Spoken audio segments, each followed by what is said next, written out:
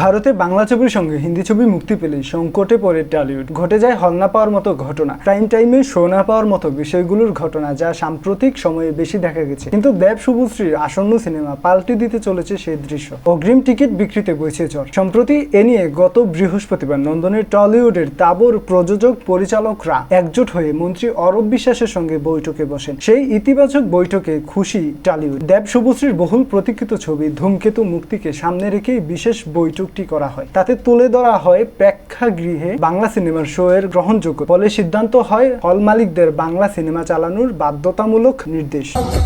এদিকে কলকাতার প্রিয়া সিনেমা হলের কর্ণধার অরিজিৎ দত্ত এক পোস্টে লিখেছেন, ধূমকেতুর অ্যাডভান্স বুকিং যেভাবে বাড়ছে তা সত্যি অবিশ্বাস্য। দেব শেয়ার করে লেখেন, কোনো শো না পাওয়া থেকে একাধিক শো পাওয়ার অবধি এই জার্নি, সবটাই দর্শকের চাহিদা। আগামী 14 আগস্ট থেকে সব সিনেমা হলে। 2009 সালে চ্যালেঞ্জ ছবির মাধ্যমে শুরু হয়েছিল দেব শুভশ্রীর জুটির যাত্রা। এরপর তারা একসঙ্গে উপহার দিয়েছেন পরাণ যায় জ্বলিয়ারে, রোমিও, খোকাবাবু, খোকা 420 এর মতো একের পর এক সুপারহিট ছবি। এখনো মনে করা হয় তাদের অনবদ্য রসায়নের কারণে বক্স অফিসে ছবিগুলো হিট হয়েছিল।